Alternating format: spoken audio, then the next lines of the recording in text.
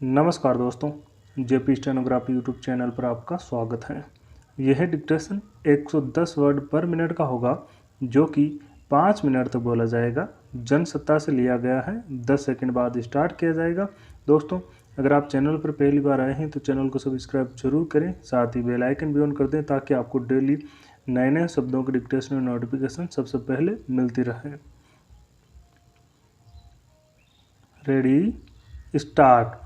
आगामी आम चुनाव के मद्देनज़र विपक्षी एकजुटता का प्रयास आखिरकार पटना में जमीन पर उतरा।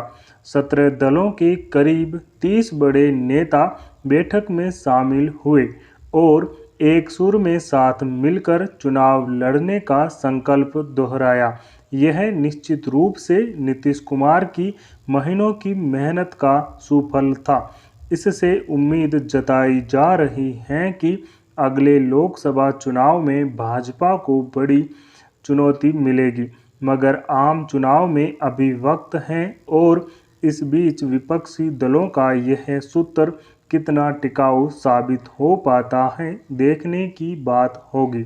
हालांकि इसमें सभी विपक्षी दलों ने कांग्रेस की अगुवाई स्वीकार कर ली है, मगर यही सबसे नाजुक बिंदु है जहां से दिक्कतें शुरू हो सकती हैं। आम आदमी पार्टी ने तो अपनी शर्त पर दबाव बनाना भी शुरू कर दिया है।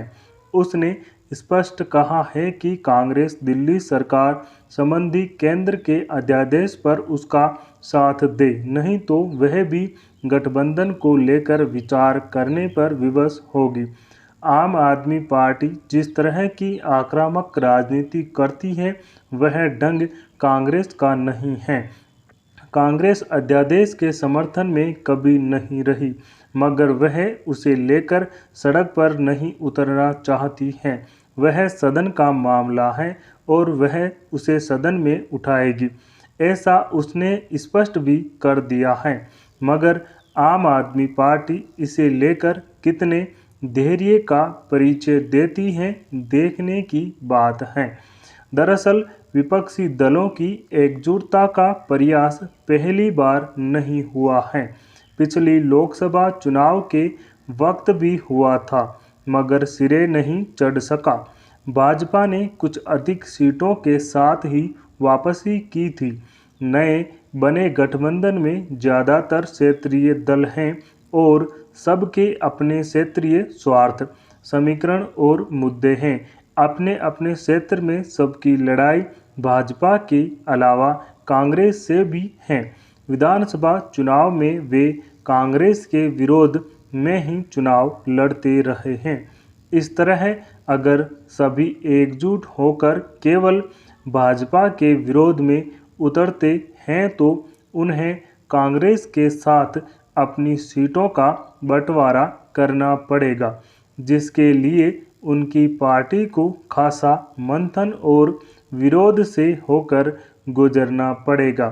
मसलन पश्चिम बंगाल में ममता बनर्जी कांग्रेस के लिए बहुत कम जगहें छोड़ना चाहेंगी। इसी तरह पंजाब में आम आदमी पार्टी की मुख्य लड़ाई ही कांग्रेस से है। इसलिए सीटों के बंटवारे पर किस तरह दोनों के साथ सहमति बनती है, कहना मुश्किल है। ऐसी ही मुश्किलें समाजवादी पार्टी आदि दूसरे दलों के साथ भी हैं। शुरुआती चरण में ही जिस तरह आम आदमी पार्टी के भीतर कांग्रेस को लेकर हिचक देखी जा रही थी, वह अभी दूर नहीं हुई है। दरअसल दिल्ली में आम आदमी पार्टी ही थी कांग्रेस का विरोध करके। वह टीस अभी कांग्रेस में भी बनी हुई है।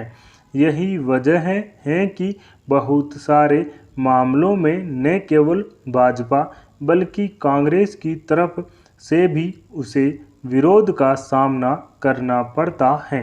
दिल्ली सरकार संबंधी अध्यादेश पर कांग्रेस की चुप्पी भी उसी का नतीजा है।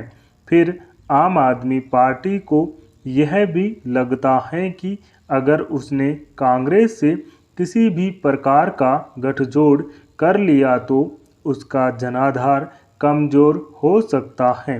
इसलिए वह नए गठबंधन में शामिल होने को लेकर पूरी तरह दृढ़ संकल्प नज़र नहीं आ रही हैं, मगर उसके अलग रहने से भी गठबंधन पर बहुत असर इसलिए नहीं माना जा रहा क्योंकि लोकसभा चुनाव में उसका प्रभाव क्षेत्र बहुत छोटा है। स्टॉप। दोस्तों, इस डिक्टेशन का पीडीएफ लिंक डिस्क्रिप्शन में मौजूद है, आप वहां से जाकर डाउनलोड कर सकते हैं। दोस्तों, अगर डिक्टेशन अच्छा लगे, पसंद आए तो लाइक शेयर कमेंट जरूर करें। Thank you.